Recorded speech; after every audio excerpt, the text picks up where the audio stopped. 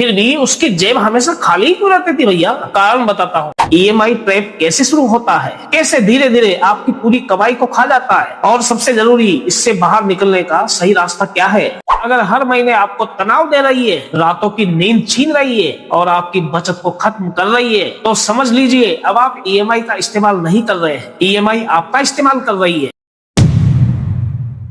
एक आदमी हर महीने 60,000 रुपए कमाता था, लेकिन महीने की 7 तारीख आते आते उसके अकाउंट में मात्र 3,000 रुपए बचते थे। अब आप सोचेंगे कि यार इतना पैसा जाता कहाँ था? ना वो रोज होटल में खाना खाता था, ना महंगे कपड़े खरीदता था, और ना ही कहीं विदेश घूमने जाता था। फिर भी उसकी जेब हमेशा खाली ही क्यों रहती थी भैया? कारण बताता हूँ। कारण सुनने के बाद आपके रोंगटे खड़े हो जाएंगे। कारण सिर्फ एक था, वो था EMI. Mobile EMI, bike EMI, car EMI, furniture EMI, और तो और ऊपर से क्रेडिट कार्ड भी ले रखा था उसने, तो उसकी भी ईएमआई जाती थी। उसे लगता था कि वो हर महीने सिर्फ थोड़े थोड़े पैसे दे रहा है, लेकिन उसे पता ही नहीं चला कि कब ईएमआई उसकी पूरी कमाई की मालिक बन चुकी थी। अगर आपने कभी ईएमआई पर कोई सामान खरीदा है या फिर भविष्य में खरीदने की सोच रहे हो, तो आज की वीडियो आपके हजारों नहीं बल्कि लाखों रुपए बचा सकती है। इसलिए इस वीडियो को कंप्लीट वॉच जरूर करना। नमस्कार दोस्तों, मैं हूं एके मीना और आप देख रहे हैं हमारा चैनल एके मीना फाइनेंस। अगर आप चाहते हैं कि आपके मेहनत की कमाई आपके परिवार का भविष्य बनाए, सिर्फ ईएमआई भरने में ही खत्म ना हो जाए, तो वीडियो को भी लाइक करके चैनल को सब्सक्राइब जरूर कर लीजिए। दोस्तों, आज हम वैसे ईएमआई के खिलाफ नहीं है,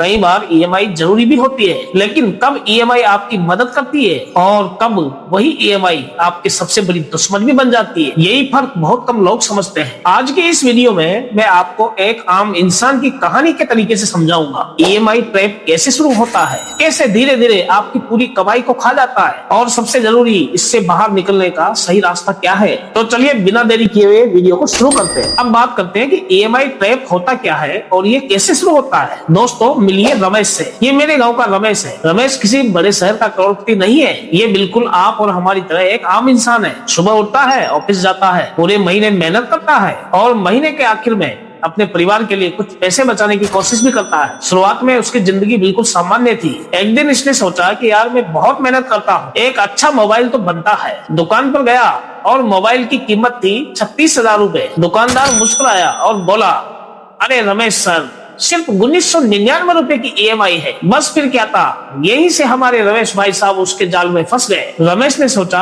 अरे सिर्फ 1999 रुपए ये तो है, ये तो मैं आसानी से जमा करा दूंगा। मोबाइल घर ले आया और 2 महीने बाद उसे लगा कि अब मैं बाइक भी बदल लेता हूँ। वहां भी वही बात, शोरूम में गया, बाइक देखी, शोरूम वाले ने मुस्कुरा के बोला, सिर्फ 3200 रुपए महीने की ईएमआई आएगी भाई। रमेश खुश होकर बाइक को घर ले आता है। कुछ महीने बाद टीवी, फ्रिज, इन सबको वो ईएमआई पर खरीद लेता है। अब सोचिए, कोई भी ईएमआई अकेले में बड़ी नहीं लगती, लेकिन जब 5-6 ईएमआई एक साथ जुड़ जाती है, तब आपकी सैलरी आने से पहले ही उस ईएमआई का हिसाब किताब तय हो चुका होता है। दोस्तों, इसी को बोलते हैं ईएमआई ट्रैप। इसमें इंसान एक दिन में नहीं फंसता, वो बार बार सुनता है, अरे यार हर महीने इतने ईएमआई है, 500 रुपए की ईएमआई आ रही है, इसमें क्या ही फर्क पड़ेगा। और ऐसे करते करते वो ईएमआई के ट्रैप जाल में फंस जाता है। और सबसे बड़े दुख की बात पता है क्या है? उसे तब तक एहसास ही नहीं होता कि जब तक उसकी आधी से ज्यादा कमाई ईएमआई में ही जाने लग जाती है। तो यहाँ सवाल ये है, अगर ईएमआई इतनी खतरनाक हो सकती है, तो कंपनियां और बैंक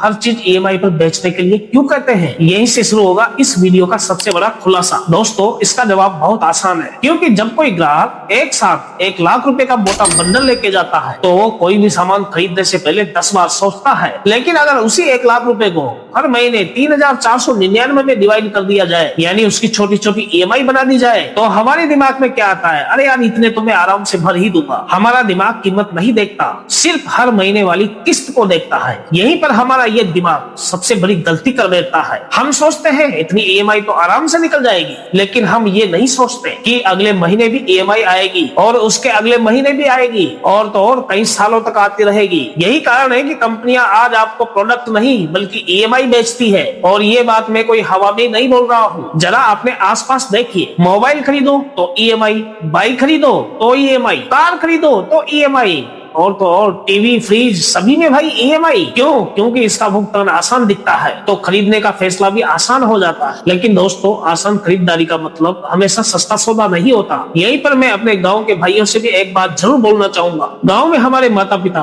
महीनों तक मेहनत करते हैं, धूप में खेतों में काम करते हैं, फसल उगाते हैं, और जब पैसा आता है तो वो सोचते हैं कि यार इस पैसे की सबसे ज्यादा जरूरत कहाँ है। वो हर खर्च को तोलना जानते हैं। आज शहर में रहने वाले हम लोग कई बार उनसे अलग उल्टा करते हैं और धीरे धीरे ऐसा समय आ जाता है कि हम अपनी नौकरी मर्जी से नहीं, ईएमआई के डर से करते हैं। सोचिए, अगर कल आपकी नौकरी चली जाए तो क्या ईएमआई रुक जाएगी? नहीं। और अगर आपकी तबीयत खराब हो जाए तो क्या बैंक कहेगा कोई बात नहीं, जब ठीक हो जाओगे तब दे देना? नहीं, ईएमआई को आपकी परेशानी से कोई फर्क नहीं पड़ता। उसे सिर्फ अपनी तारीख से मतलब होता है। इसलिए याद रखिए, ईएमआई तभी अच्छी है जब वो आपकी जिंदगी को आसान बनाए। लेकिन अगर हर महीने आपको तनाव दे रही है, रातों की नींद छीन रही है और आपकी बचत को खत्म कर रही है, तो समझ लीजिए अब आप ईएमआई का इस्तेमाल नहीं कर रहे हैं, ईएमआई आपका इस्तेमाल कर रही है। और यहीं से एक नया सवाल पैदा होता है, क्या हर ईएमआई गलत होती है, या फिर कुछ ईएमआई ऐसी भी होती है जो आपकी जिंदगी को बेहतर बना सकती है? यही बात हम आगे समझेंगे। देखिए दोस्तों,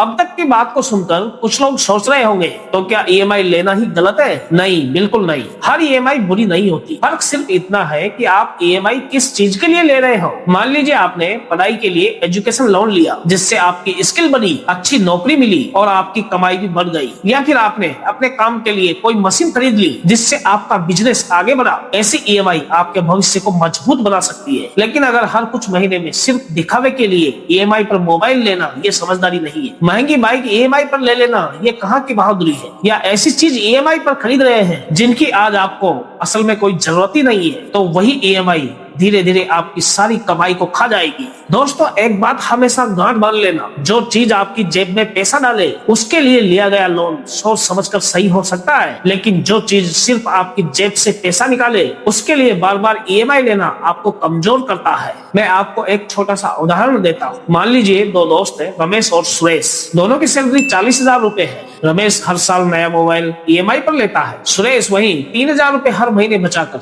निवेश करता है। शुरुआत में रमेश को लगता है कि वही ज्यादा मजे ले रहा है, लेकिन 10 साल बाद रमेश के पास पुराने मोबाइल की यादें हैं और सुरेश के पास एक ऐसी पूंजी है जो उसके आने वाले सपनों की शुरुआत बन सकती है। यही छोटा सा फैसला समय के साथ बहुत बड़ा अंतर पैदा कर देता है। दोस्तों, दुनिया की सबसे महंगी चीज हमेशा ईएमआई नहीं होती। कई बार सबसे महंगी चीज वो फैसला होता है जो हम बिना सोचे समझे ले लेते हैं। इसलिए अगली बार जब भी कोई आपसे कहे कि सर सिर्फ 2,999 रुपए की ईएमआई है, तो एक मिनट रुकिए और खुद से सिर्फ एक सवाल पूछिए, क्या मुझे सच में इसकी जरूरत है, या मैं सिर्फ आसान किस्त देखकर फैसला कर रहा हूँ? यकीन मानिए, अगर आपने सिर्फ ये आदत बना ली तो आप बहुत सारी बेकार की ईएमआई से बच पाएंगे। अब सबसे बड़ा सवाल, अगर कोई इंसान पहले से ही 4-5 ईएमआई में फंसा हुआ है तो वो इस जाल से बाहर कैसे निकले? यही सबसे जरूरी बात है इस वीडियो की, जिसको हम आगे समझने वाले हैं। मेरा जवाब है हाँ, कोई भी व्यक्ति इस ट्रैप से बाहर निकल सकता है, लेकिन उसके लिए आपको ये 5 फैसले लेने होंगे।